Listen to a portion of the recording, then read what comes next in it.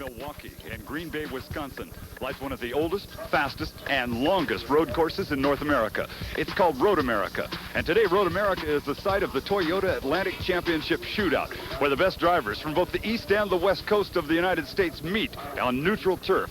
There are 29 entries, a great field, and a lot of fantastic stories. With me today, and I'm privileged to have two former champions in the Atlantic Division to cover this action, the 1987 champion Calvin Fish and the 1988 champion Steve Shelton. They're down on the grid right now, and Steve Shelton is with our surprise pole sitter. Thanks a lot, Bruce. I'm here with Jimmy Vassar, a surprise pole sitter, first race of the year, super effort. Jim, what's the strategy from this point forward? Well, I want to get a good start. The standing starts can be tricky sometimes. It's very important to get to the first corner first. From there, you just take it from there, you know, and see how the race progresses from there. Maybe set a little bit of a pace, maybe save some car for the end. We'll just have to wait and see. Thanks. Now to my colleague Calvin Fish, who's with Mark Dismore. Thanks, Steve. I'm with Mark Dismore, 17 points in the lead in the Pacific Division here this year. But he's mired back in the 24th position on the grid, and Jovi Marcello is nearest competitor on the second row. Mark, what is your strategy here this afternoon? Well, I just hope we got the gremlin that's plagued us the last 2 days in the car, and if we have, you know, and everything's running good, I mean, I've got confidence in the fact that I can catch up at least, you know, pretty far up, and I just have to do the best job I can and, you know, hope this thing runs for 19 laps. That's great. Good luck today. Bruce? Well, thanks, Calvin. And Mark Dismore certainly does have his work cut out for him if he intends to maintain the lead in his division. But there are two Atlantic Championships up for grabs, and the other one, the points leader, Brian Till, has qualified quite well here at Road America, and Steve Shelton's with him now. How's the strategy work for today, Brian? Well, Steve, I think the thing that's important to remember is that being an east-west race, the thing that's really important to me is Eastern Division points. I mean, sure, it'd be great to go out and win the shootout and have bragging rights, but the thing that I have to remember and keep in mind is that when I go out there, I'm running for Eastern Division points, and it's going to be important for me to score high if I want to continue leading the championship. Brian's closest competitor today in the Eastern Championship is Claude Bourbonnais, and he's with my colleague Calvin Fish. An exciting weekend, Claude, trying to qualify for a first Formula 3000 ride at Le Mans. Back here today to try and defend the Atlantic Championship. How do you feel? Well, I'm here to get the points. You know, I just did 4 or 5 laps, and my 5th year is a bit too long, and I think my jetting is off, so I'm not gonna be as fast as I wish down the straight. Luckily, I could adjust the handling, so it's not perfect, but it's gonna be okay. It's just 5th gear. I think it's gonna kill me. Okay, good luck anyway. Thanks. Back to you, Bruce. Claude Bourbonnais will be an interesting item to see if he can work his way through this enormous field. There's so many great stories here this weekend. 1989 champion Jocko Cunningham, back, fit, and ready to go racing. R.K. Smith, a pro who'll run any kind of race car you put in underneath him. And Colin Truman, 4 career victories in Atlantics already. A total of 29 of them. The Toyota Shootout ought to be a race to remember. Now, let's bring you up to date on the series. In fact, both series. We'll start out west in the Pacific Division, where number 20, Mark Dismore, has had what anyone else would call a dream season. He's been so tough. There is one driver who's got a shot at him, Jovi Marcello, a few points back. Sandy Dell's holding down 3rd, Mike Buckingham is 4th, and Tom Hunter Jr. rounding out the top 5 after 7 races. In the Atlantic Division, Brian Till and Claude Bourbonnais, as we have mentioned, going at each other. There you see it, a 7-point differential in their spread. Freddie Remrev still might have a chance. Steve Smith is in 4th place, and Dr. Bob, Robert Caneda, holds down 5th after 7 races. And we'll see today whether either one of those championship points races are decided here at the shootout.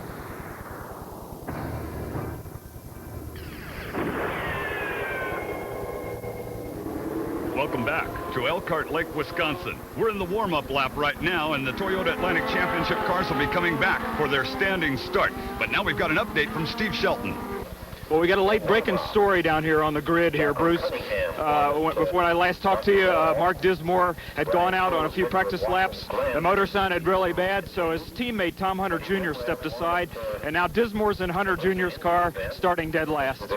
Dead last. Thanks, Steve. Boy, that's going to make that back row one fast pair. We'll show them to you in a minute. Let's start at the top. Quickest qualifier, new track record here, number 36, Jimmy Vassar. The little P right after his name says he's in the Pacific Division. Brian Till shares the front row on the outside. The little A there is Atlantic. From the Philippines, Jovi Marcelo, row 2 inside. And here's that gunfighter, R.K. Smith. He's going to be so tough. Colin Truman in the number 5 car, row 3, the inside position for him, while the outside, the very colorfully painted car of number 91, Steve Smith. Pate Hidalgo takes the ride from row 4 on the inside, and sharing the row, that scruffy old car dealer, Sandy Dells, in car number 70. From New York, Peter Fossetta, row 5 on the inside, and sharing that row, the national amateur champion, number 0, Wayne Servo. Taking a look at some of the rest of them, Bert Hart, Joe Sposato, Freddie Remrev, Jeff Davis, a young man out of the Formula Mazda series who could be tough, Jason Holhouse from Canada, Cunningham, who didn't qualify as well as he'd like, Scott Gibson, Mike Berg, Charlie Bodka, Mike Buckingham, Mark Singer, Dr. Bob Caneda on row 11. Let's take a quick look at row 12 and 13, but let me tell you about this. Row number 14 is brutal. What a pair it is going to be. Claude Bourbonnais and Mark Dismore, and we've got an update once again down in the pit area from Steve Shelton. Steve? Well, I'm here with Tom Hunter Jr., who stepped aside, and Mark Dismore has climbed into his car. What a gesture, Tom. It must have been a tough decision for you. It really was a tough decision, but our car owner, Bill Fickling, came over and told me the situation, and Mark is in the running for the championship here. I'm close to the championship, but Mark's a little closer, so we're teammates. That's the way it goes. I graciously got out of the car, and it's Mark's race to run now. Tom Hunter Jr., a real sportsman. Well, that he is, Tom, and a tough assignment to get yourself all ready to go racing and then suddenly have someone tap you on the shoulder and say, nope, you're just a spectator. Well, they're warming them up right now on this beautiful track at Road America. Let's take a look at it. One of the longest tracks in the world, 4 miles around, 14 turns. The front straightaway, 3,600 feet long, and they come onto it wide open in second gear. And it's a coolish type of a day, as you can see with our weather conditions right there. It feels cooler than 62, which makes it tough to build the heat in those Yokohamas. And as most of you know who've been around racing for any length of time, if they're not warm, the tires won't stick well. There's a good shot of the car number 51. He's got our camera. That's Russ Newman out of Bartlett, Illinois. And as you can see, making his way around this racetrack, it is a pretty one. 32 feet wide at its narrowest point, so there's a lot of room. Another shot of the number 51 Newman, our camera car. And here is our second camera car on the number 22, Brian Till. Now, Till's qualified on the front row, and as you can see, he's going by a whole bunch of pedestrians. Well, those pedestrians are right back at the start line area, and each one is holding up a billboard that shows you where you're supposed to stop. And Brian Till's assignment is to find the guy with billboard number 2. There it is.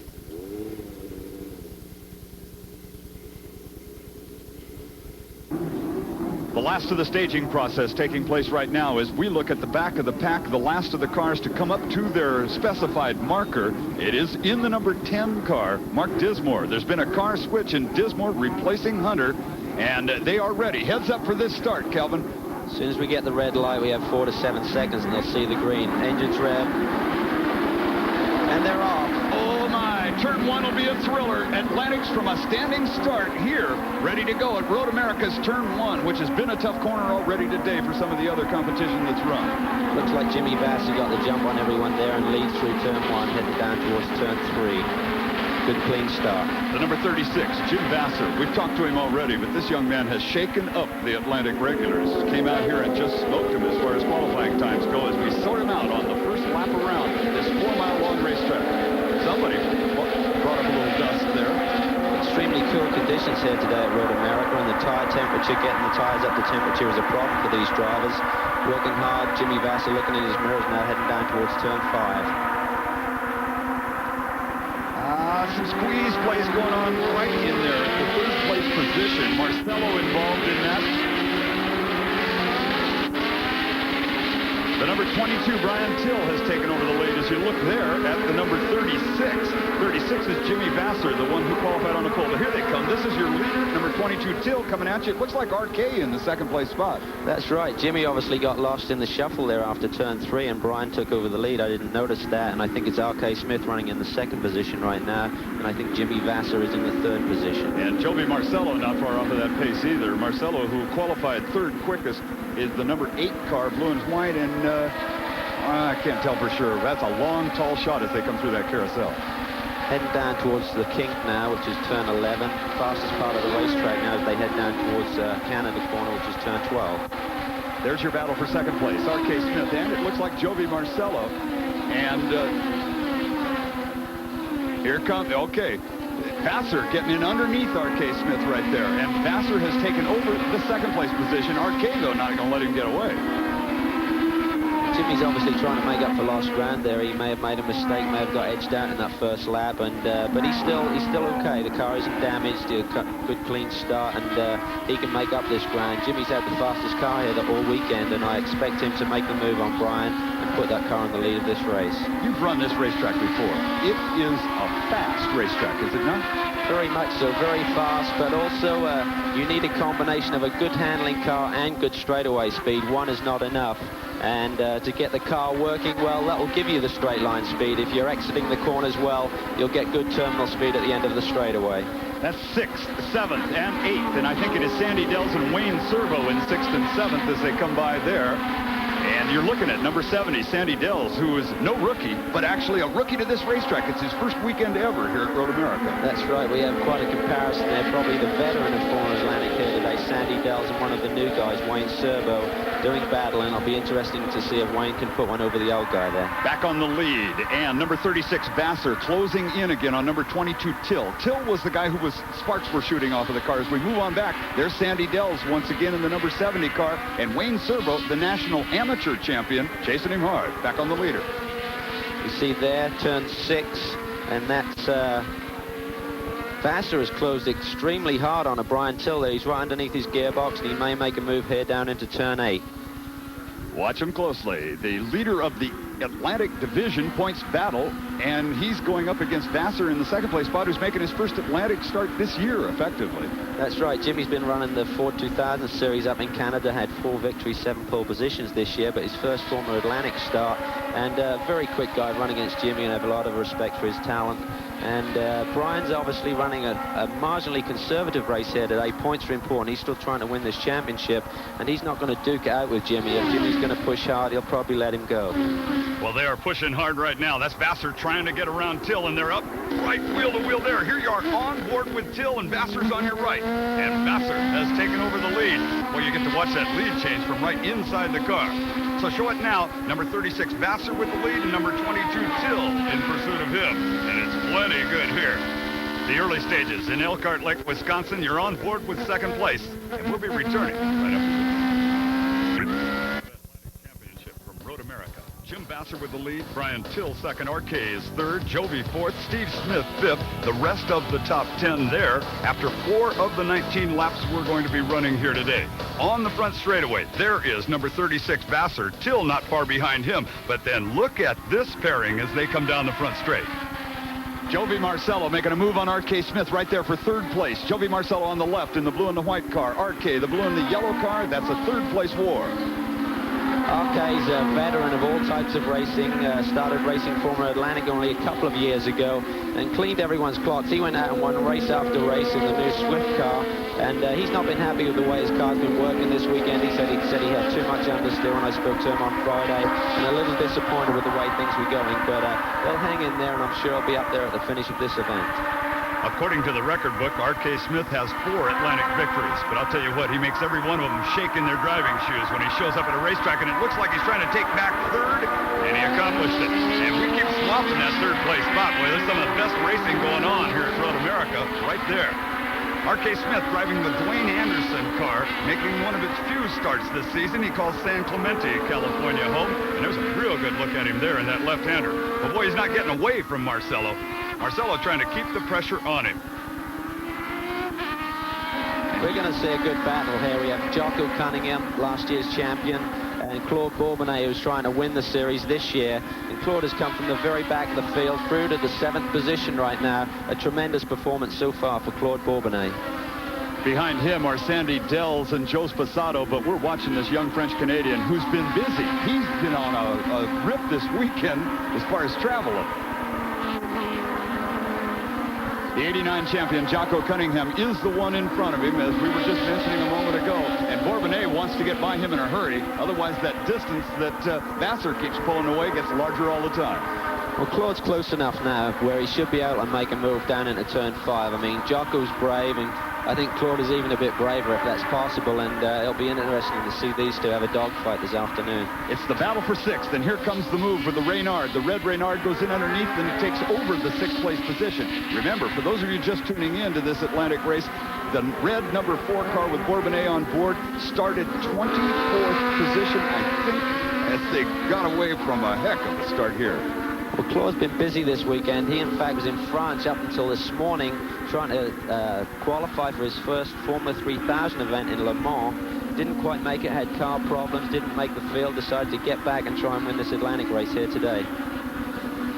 Mark Dismore, who has had nothing but mechanical problems all weekend long. Dismore is driving the number 10 car now, and Dismore is shown on our scoring charts in the 15th position. Not too shabby either for a car he hasn't driven. Well, that's right. I mean, we've talked about Claude, and we now see Mark Dismore. He's in a strange car completely. I mean, there's no saying whether this car even fits Mark Dismore.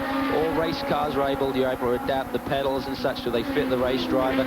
And Mark literally jumped in this car at the last moment to try and gain some points in this race today. The number 25 kicking up a little dust right there. Jeff Davis in his Swift. Apparently nothing hurt. He just hung a wheel off a little deeply there. Ooh, some heavy maneuvering going on here as Dismore trying to find his way through. And in front of Dismore right there should be Colin Truman and Pete Hidalgo. I think the 04 car is Hidalgo, and then Truman right behind him in the 05. Those two cars run out of the Pierre Phillips stable, and obviously very closely matched cars. Obviously, you'd expect that coming from the same team, and Mark Dismore is trying to make a move on those two and move up through this field a little bit further. Calvin, let me ask you more specifically. Let's say Tom Hunter Jr., who qualified that car that Dismore is in, let's say he's got a completely different way of setting up the car. Is Dismore going to have to adapt now and try and run the wheels off of it? Well, very much so. I mean, Mark has done some sprint and midget car racing, and you have to adapt to different track conditions in this. But right now, Mark is adapting to a different car. He hasn't probably sat in this car before. Probably doesn't fit him. The seat may be too big, too small, pedals in the wrong position, and it will probably take him 5-6 laps to get in a groove, get some rhythm going, and try and make some progress in this event. Uh-oh, we're doing some motocrossing here, guys and gals. I think that's 04, Pete Hidalgo, and he's still got the motor running, trying to get it around. Nah, I think he's lost the fire now. We saw problems with that car getting fired up to do the reconnaissance laps here today, but he made it onto the grid and moved up to his original grid position and was having a good run there with Colin and Mark, but obviously out of the event for today, I would imagine. Fifth place battle, Steve Smith, Claude Bourbonnais going at it, and right behind them is Jocko Cunningham, I do believe. Steve Smith smooth at the moment, but Bourbonnais coming like a freight train.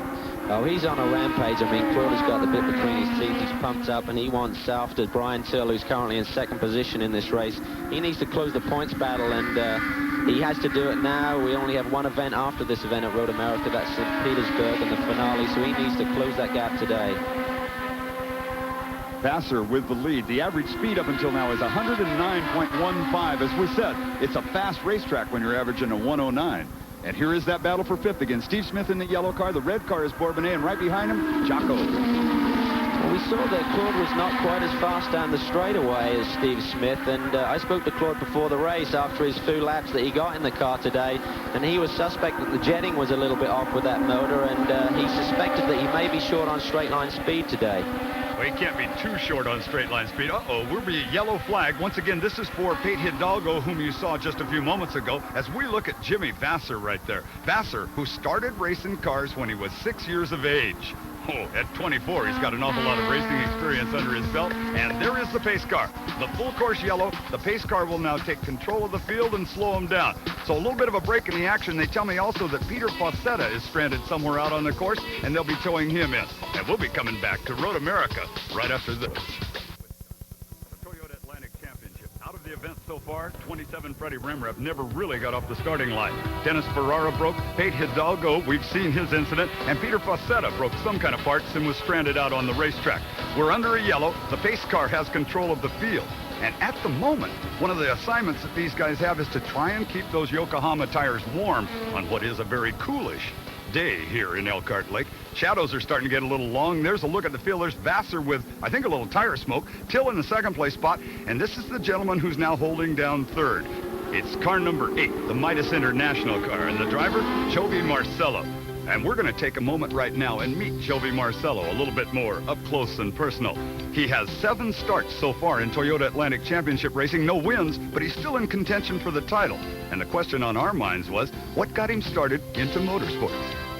I got started in auto racing by going with my dad to the races. He used to race in Southeast Asia. He did Atlantic cars there and saloon cars. And I was still a kid then. I just watched him and hanged around the races and got myself interested in it. Ever since I was young, I've been very competitive and love competing. I'd always wanna be one of the best, if not the best, in whatever I do. Every time I race, I feel that I represent the Philippines,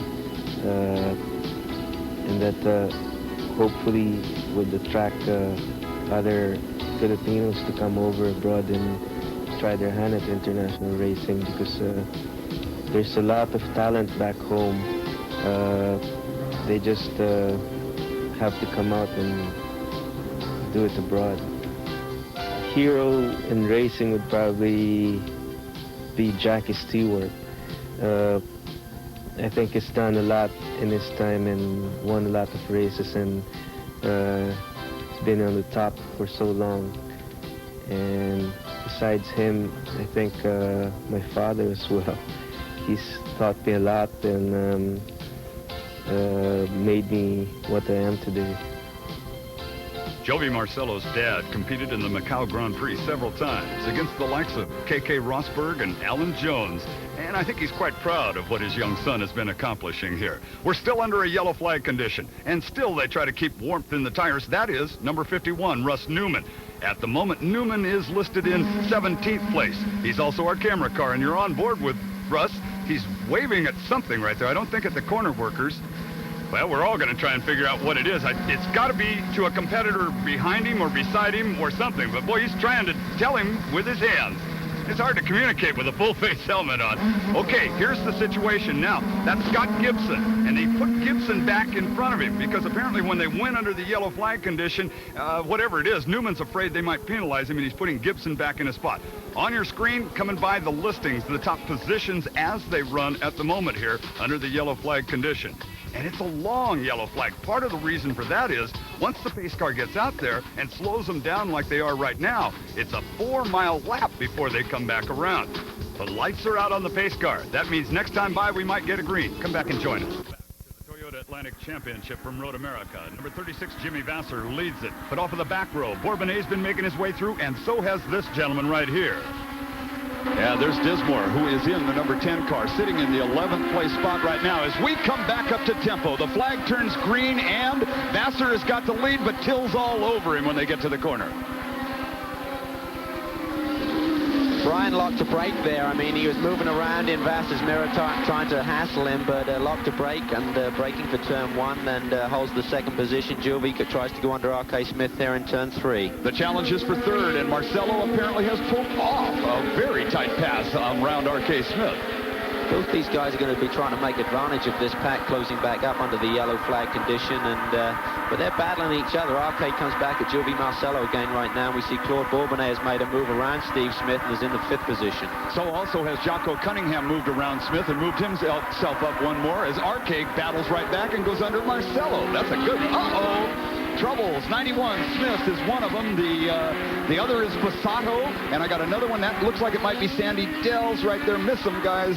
That's too bad. Steve Smith is having such a strong run today. Got caught out. Passato was obviously on the move, trying to make a move on Steve down into turn 5. They obviously made contact under braking there. Meanwhile, until there could be a yellow flag, there's almost another 2.5 miles around this racetrack. Bourbonnais, and a wheel got caught right there on RK, I think, and RK Smith got sent out into the green. Now the assignment for R.K. Smith is to keep it running, which it looks like he's done, and put it back out onto the racetrack without creating any further incidents. Boy, they're starting to pass him wholesale. Let's take a look at that in replay. Calvin? Bourbonnais put a move on RK there, and RK tried to turn in, clipped Claude's right rear tire, and spun off, and then just made it back through the gravel pit and is back on his way and on the racetrack right now. All right, let's pick up that action as out in front of it is still number 36 Vassar, but there you're looking at the number 17 who has gotten back into the action, R.K. Smith, and he is trying to get everything collected and go back to work. Charlie Backer and Bob Canada there together, the two old guys in the series. They'll forgive me for saying that, but they're now putting the pressure on R.K. trying to make a move. I'm glad it was you that said that and not me.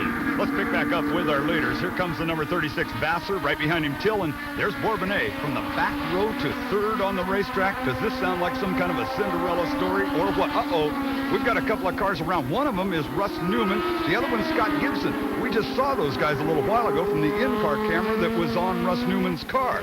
And there's some debris on the racetrack. As we check back with the leaders, Brad Till is not letting go of Jimmy Vassar, and here comes Bourbonnais right up to Till, and this is a replay now from Russ Newman's car as to what happened in that last incident. You're on board with Newman, and whoa, he didn't have anything to do with that. He didn't even have a racetrack there, and it looks like it might have cost Russ Newman his day as he and Gibson is out of the car. Wait a minute, Newman fired it back up, and Russ Newman going counter course across the course. Oh, this isn't easy. He's trying to get it back in position. He let everybody else go by. A little shower of rocks and dirt. Now, right now, you don't want to hammer it too quick. You got to check out the race car. Let's listen to him do that.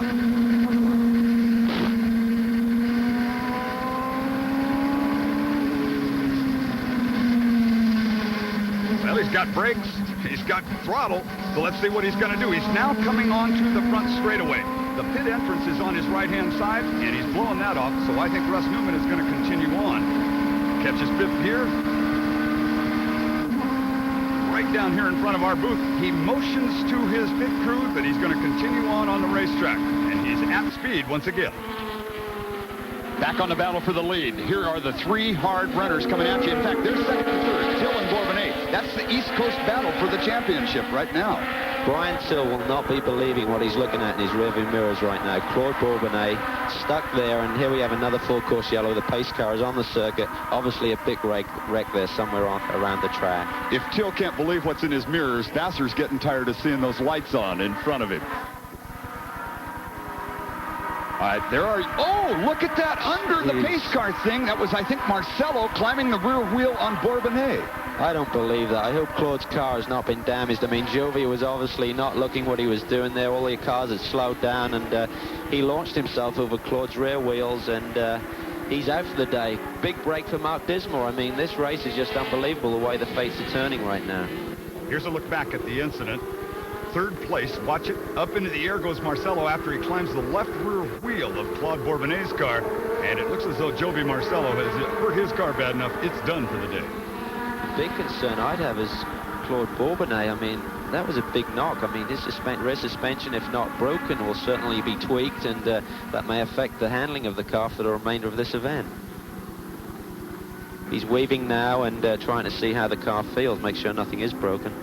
Some of the hard-working corner workers going to work. We're under yellow. Toyota Atlantic Championship Shootout on the longest racetrack in North America, and we're under a yellow flag. Out of the race so far, Freddie Remreb, Dennis Ferrara, Pete Hidalgo, Peter Facetta, Scott Gibson, Joe Sposato, Steve Smith, Mike Buckingham, and Jovi Marcello. It's been kind of like a destruction derby up until this point. Out in front of the event is number 36, Jimmy Vassar.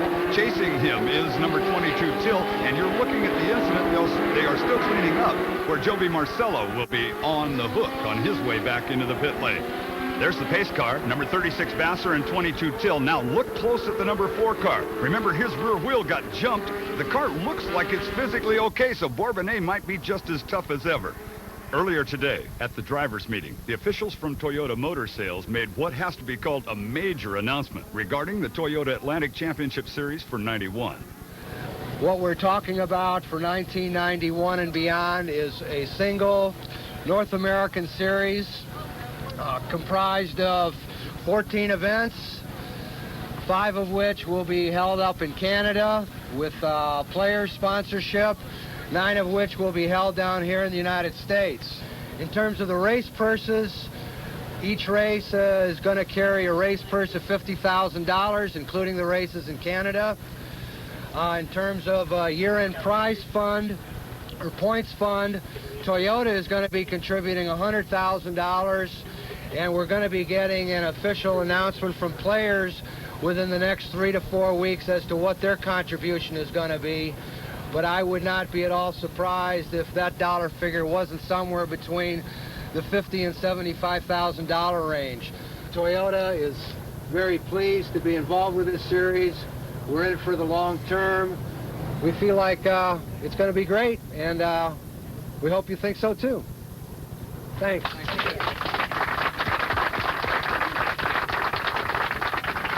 Well, as you can see, it was quite warmly received at the drivers' meeting. The increase in purse and points and the one national series. So what that effectively means, ladies and gentlemen, we're all watching the last of the Toyota Atlantic Shootouts, or maybe next year every one of them will be a Toyota Atlantic Shootout. This could be a plenty stout season next year. The pace car has control of the field. Number 36, Vassar, leads it. 22, Till is second. Number 4, Bourbonnais, has come from the back row to third. And down in the pit area, Steve Shelton is standing by now to give us a report. Steve?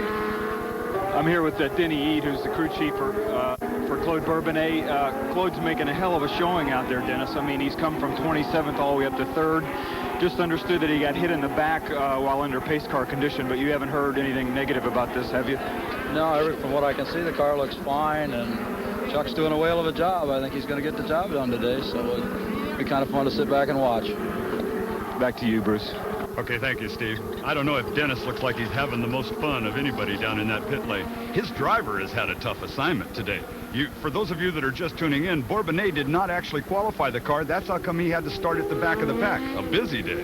Yes, Bruce, if you can imagine this, Claude Bourbonnais' day started early morning in France. Near Paris, he tried to qualify for the Le Mans Formula 3000 event this past weekend, didn't qualify due to car handling problems, and he left in Concorde, Air France Concorde, from Paris to JFK at 8:45 this morning. Arrived at LaGuardia at 9:45 East Coast time, taxi to another airport, and then a United flight to O'Hare, arrived there at 11 o'clock. And then caught a helicopter from Butler Aviation here to the racetrack, and he made it for this event. We're now late afternoon, and Claude Bourbonnais has probably had a 20-hour day already. Yeah, some of those great airline meals, too. I'll bet he's in great physical condition. Pace car, right behind it is the number 36, our leader, Vassar. 22, Till. Then number 4, Bourbonnais, whom we talked about. Number 1, Cunningham, is 4th. And then in the 5th place spot, there's a number 25. His name is Jeff Davis. You may not have heard of him unless you read some of the real tight racing publications, but Jeff Davis has won, what, the Formula Mazda Championship already this year? That's right. He's a champion in this 1990 season already. He won the Formula Mazda Championship, and this is his debut, I believe, in the Formula Atlantic races, and he's doing very well, holding the 5th position right now. He'll be very pleased. Well, the Sports Car Club of America racing officials tell us expect a green flag next time here at Road America. Come on back.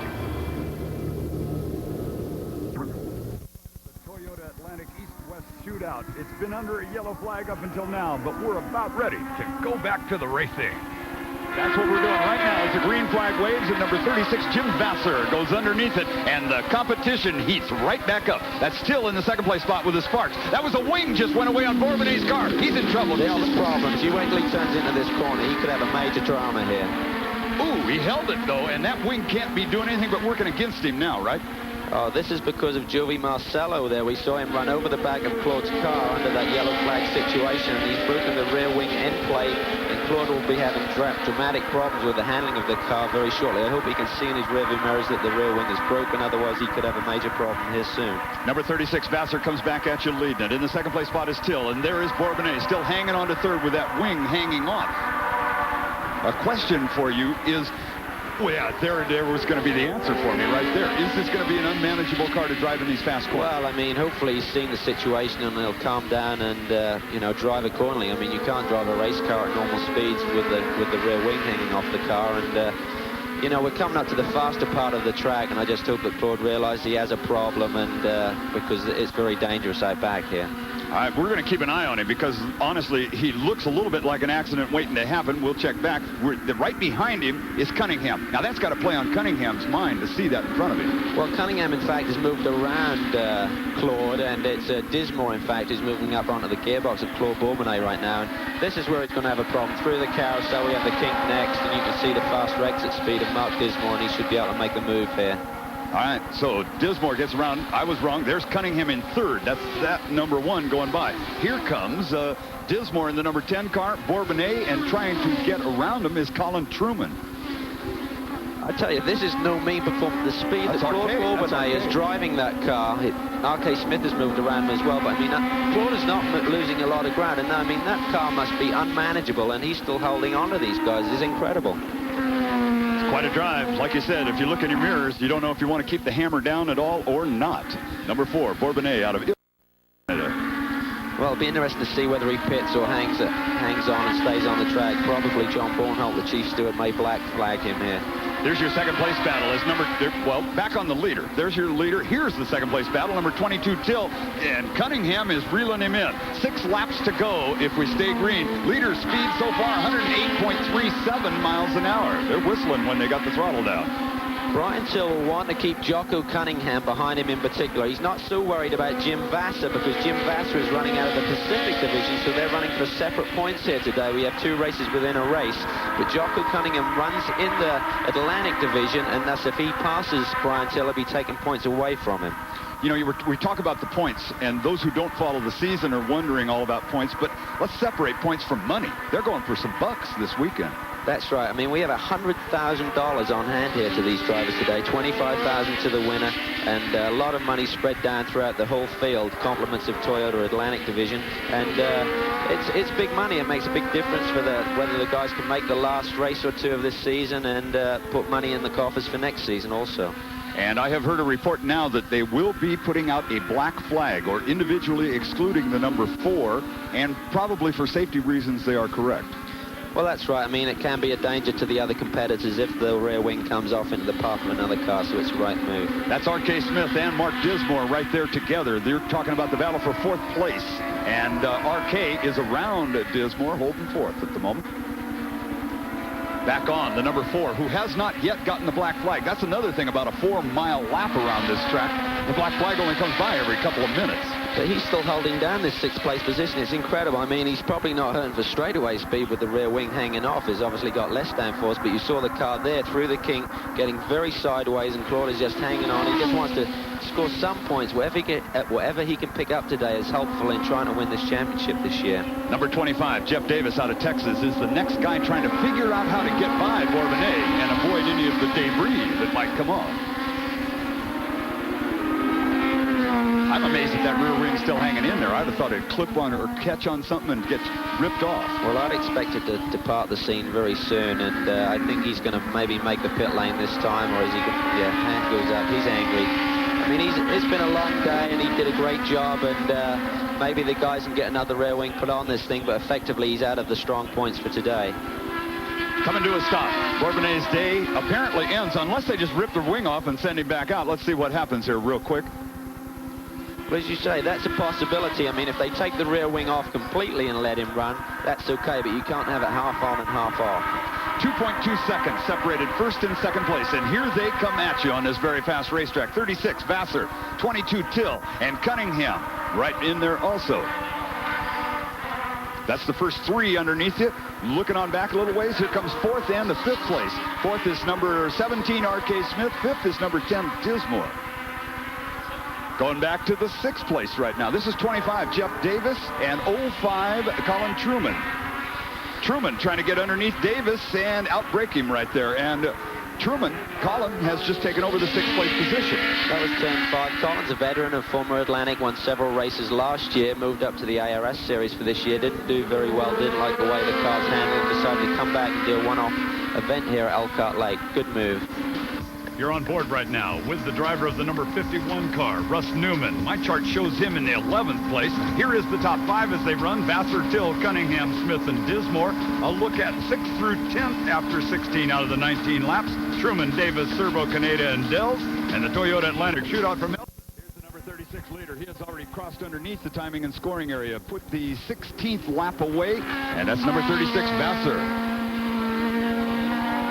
In the 2nd place spot, there is still, I think, a pretty close battle. There's your leader. Let's go back and look at 2nd. Number 22, Till.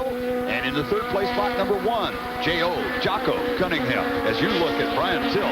Brian Till just went through turn 3, a 3rd gear corner as he head down toward turn 5. He'll be up to 4th gear, popping into 5th gear now.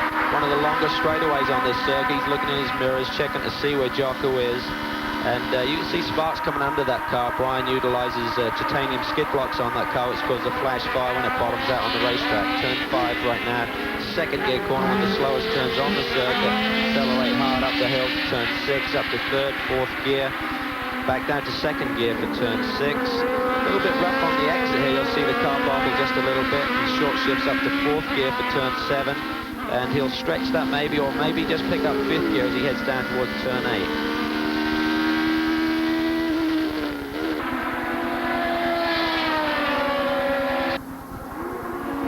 Jocko Cunningham here. I think Jocko has probably completed a maximum of about 6 laps this whole weekend.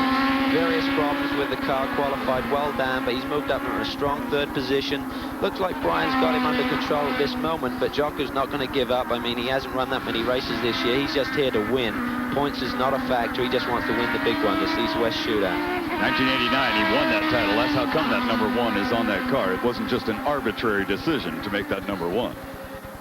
Back up on number 22, that's Till, your second place car, going down the long, in fact, 3,600-foot long straightaway. A little elevation change to it, but it's fast. Very much so. Someone was saying that there's a 700 feet difference between turn 12 and turn 1 in elevation, and they move past the new pit lane that we have here at Road America.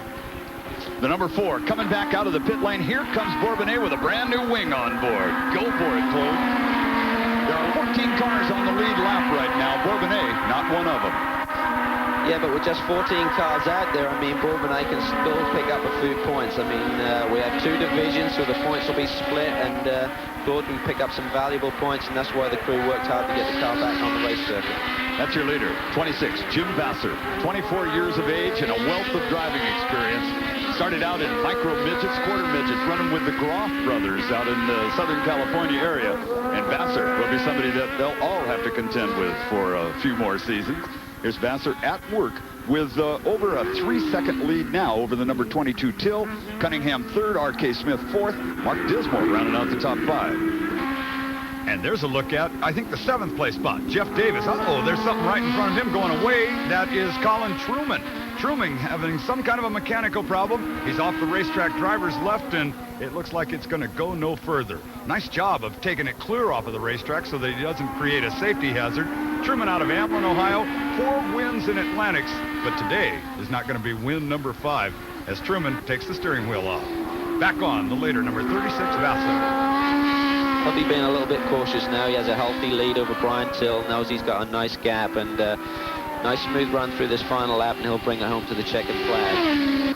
Coming around now out of the 14 corners. This is the one they numbered 14. It's a 3,600-foot straightaway now, and in the middle of that straightaway, that's where the flag stand sits and waits for him. The checkered flag in their hand, and here it comes over the top of the hill. Number 36, Jim Vassar, wins the Toyota Atlantic Championship Shootout at Road America. Great drive by Jimmy Vassar. Superb victory here today, and we now look for our 2nd place car, Brian Till. 3rd place coming by Jocko Cunningham underneath us, taking 3rd. The 4th place position we think is going to be number 17, R.K. Smith. And here comes Smith to his checkered flag as we look back. Number 36, Vassar on the cool-down lap now, enjoying this moment. And he'll be in victory circle right after this. Why don't you come on back for the party? Look at how they finished now that it's all calming down just a little bit. Jim Vassar for the win, Brian Till, Jocko Cunningham, R.K. Smith, and Mark Dismore, the top 5. Here is 6th through the 10th place spot, Davis, Serbo, Caneda, Dells, and Pratt. The rest of the top 15 positions, Newman, Truman, Bourbonnais, Hart, and Dosky. And in the victory circle with our winner is Steve Shelton. Yeah, pace car gave you a fit today, man. I thought they were going to let those guys catch up, but you continued to just dominate. Congratulations, great run. Thanks a lot, Steve. The car was working great this weekend. I owe everything to the crew. They worked on the car for a week before this race, and they put a lot of work into it, so they deserve this. It's all for the crew. You know, they put me in a good car, and my job was easy. Good run. A lot of poise out there under fire. You guys, they came at you 2 or 3 different times after this pace car situation, and you had to keep pulling that lead out. Good job today. Thanks a lot, Steve. Appreciate it.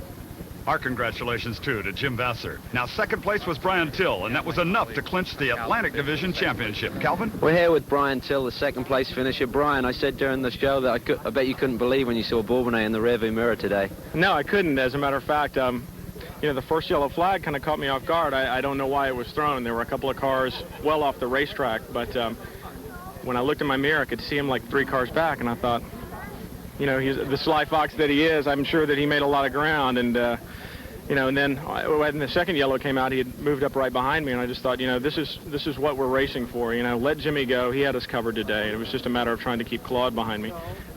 You know, Jimmy did a great job. Their car was working, and we kind of gambled once again. We gambled in qualifying, and as the weather cooled off, he was so much faster through the carousel. You know, I just had to let him go and try to maintain second, like I said earlier. You know, if I could finish and get first place points in the East, that was the most important thing. Stay out of trouble. Exactly. Well done. Great performance. Thanks, Calvin. Over to Steve. Thanks a lot, Calvin. I'm with Jock Cunningham, third place finisher here today. Great run, Jock. You benefited a little bit from the pace car situation, but nonetheless, 17th to 3rd, you got to be happy. I am pleased about that. This is the first time all weekend that we've actually had a whole car to run, and we sort of guessed at the setup, and we had a little bit way too much push in the front, so it just sort of held us back a little bit. But other than that, I'm very pleased. I said concerning the car, I think we did real well. Yeah, super run, Jock, and back to you, Bruce. Okay, thank you very much, Steve. Hi, Mom. Hi, Mom. Okay. Well, let's take a look at how the championships are sorting out. In the Pacific Division, it's not over. Mark Dismore, though, well ahead of Jovi Marcello, Sandy Dell's third, Mike Buckingham, and Pete Hidalgo. In the Atlantic Division, Brian Till locked it up today. Bourbonnais will have to be settling for second. Remrev third on points, Smith fourth on points, and Dr. Bob Caneda fifth overall on the points. The trophy being presented in Victory Circle by Les Unger from Toyota Motor Sales. Jimmy Vasser holding it up high. He is proud of that one. It's been a great day. The shadows are getting a little bit long, and here's another look at Jim Vasser, the winner at the Toyota Atlantic Championship Shootout from Road America. I'm Bruce Flanders for Calvin Fish and Steve Shelton. Thanks for watching.